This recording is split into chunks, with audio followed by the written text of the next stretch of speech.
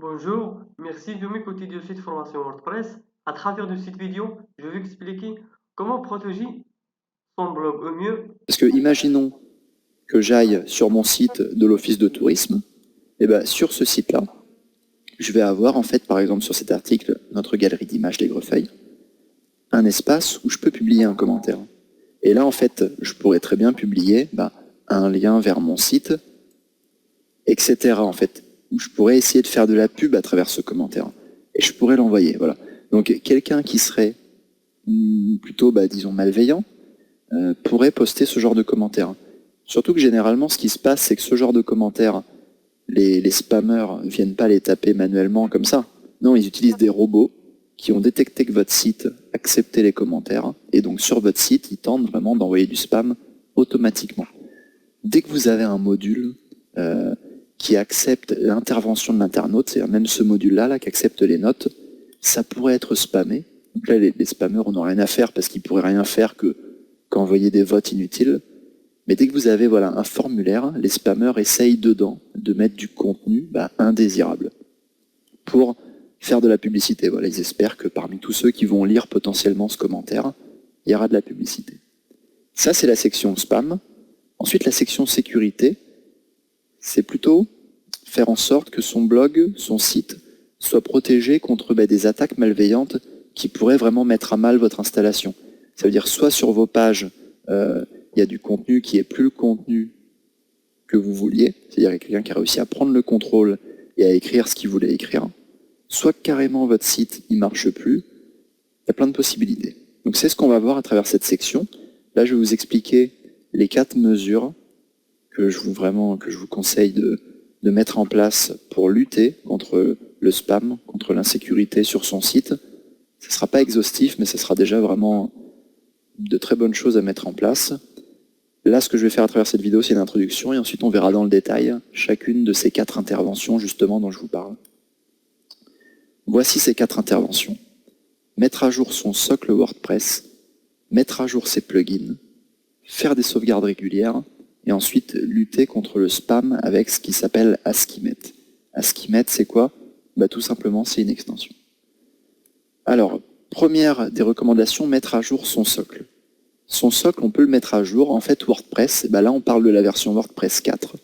Et vous allez voir, dans la vidéo dédiée, on peut mettre à jour via la section tableau de bord mise à jour, via cette section-là, tableau de bord mise à jour, voilà, je vous mens pas, on peut mettre à jour son système WordPress. On verra ça plus en détail dans la vidéo. Ce qu'il faut retenir, c'est qu'en fait, s'il y a des mises à jour de WordPress, c'est parce qu'il y a des choses qui sont corrigées au sein de WordPress. Il y a WordPress 4.1, puis ensuite un jour il y aura WordPress 4.2, puis WordPress 4.3, etc. Tout ça parce qu'il y a des choses qui sont corrigées, pas que des failles de sécurité, mais parfois il y a des failles de sécurité. Voilà. Sachant que depuis vraiment quelques temps, WordPress, quand il y a des mises à jour de sécurité vraiment importantes, c'est ce qu'il met là, il est fait automatiquement. Ça veut dire qu'il ne vous demande même pas votre avis. Avant, ce n'était pas le cas. Dans tous les cas, même si les mises à jour graves de sécurité les fait automatiquement, c'est conseillé vraiment de sans cesse mettre à jour son socle. Comme ça, vous êtes sûr au moins de bénéficier de la dernière version du socle. Voilà.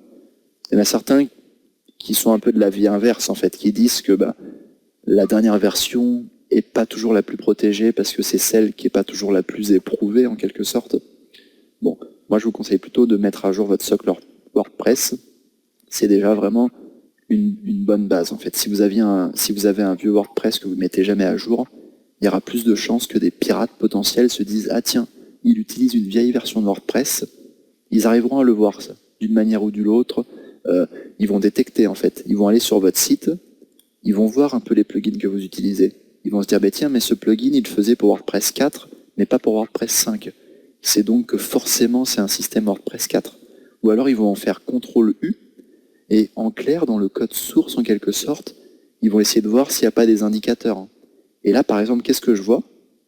Generator, je vois que c'est WordPress 4.1.1 qui a généré ma page web.